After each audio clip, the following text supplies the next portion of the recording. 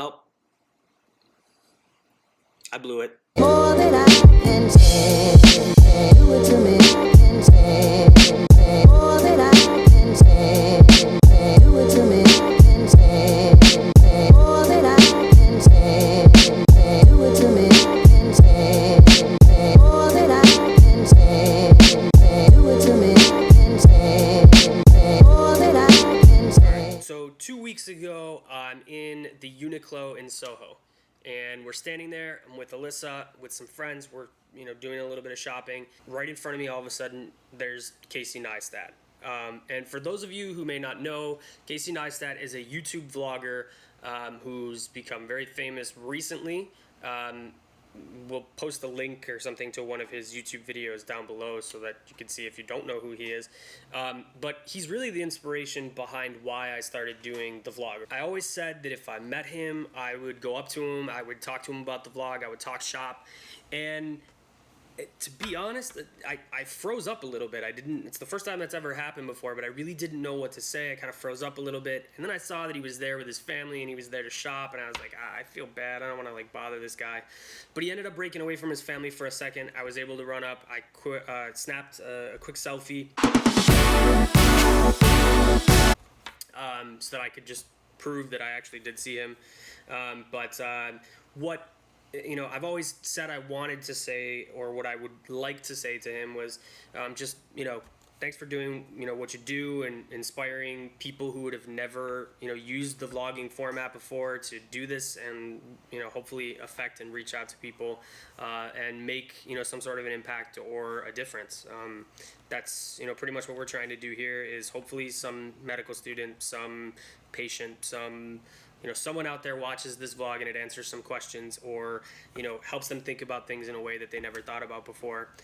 And that's, really the goal. And we would have never been doing that if I hadn't really started watching his vlog. So hopefully I will get to see him again at some point, and I will not freeze up and I'll be able to go up and talk to him and, hopefully, talk shop a little bit and, it'd be great to collaborate with them or something one day. I don't know. The purpose of this vlog is to talk about something that I think every medical student deals with at one point, and that's how to make the most of your rotations, specifically the rotations that aren't really your favorite or aren't something that you're interested in.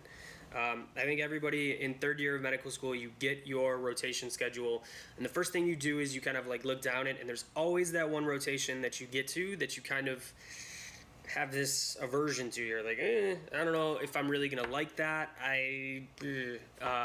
Not looking forward to that one. And I'm here today to tell you, do not do that.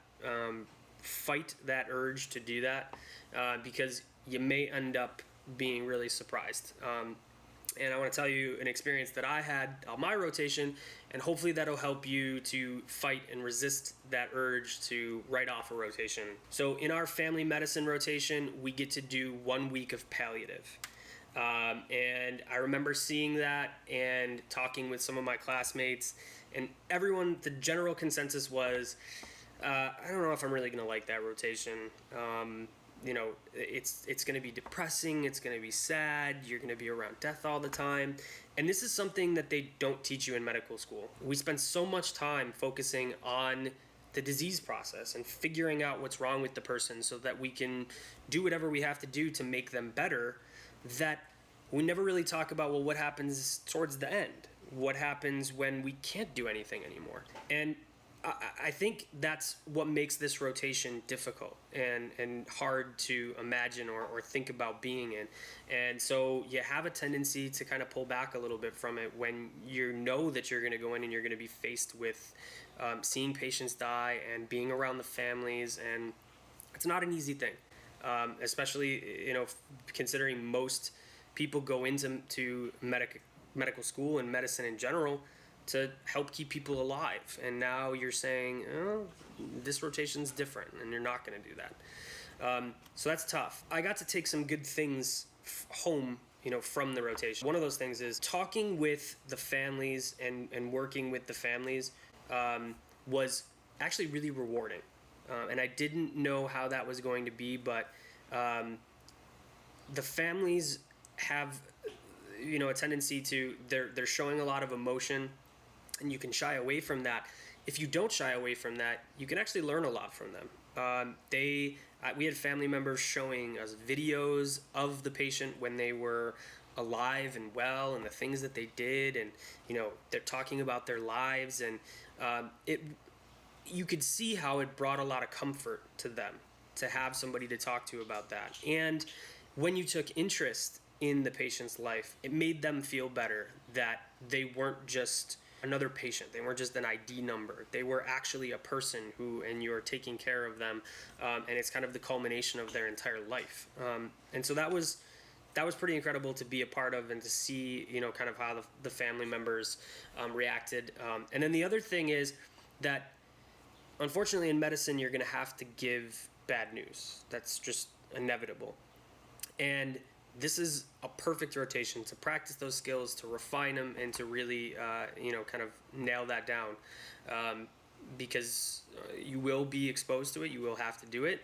And I think that it was a good rotation and gave me a lot of practice doing that. And I feel more comfortable talking with people and breaking bad news to patients after this rotation. So those were two good things that I took away from it, that I really didn't think going into it. And had I closed down to it and said, I don't like this, I know I'm not going to do it, so I'm going to just kind of show up and not really get involved, I would have missed out on that. And I think that that's a mistake that medical students can make when they get their rotations, writing something off and not, trying to make the most of it. So take-home message is this: fight that urge to look at your rotations and write something off, or not put put everything into it, because you may be pleasantly surprised at the end of the rotation that you learn a lot and that you take a lot away from it. So, hopefully you learn from my experience, or you take something away from it that will help you out.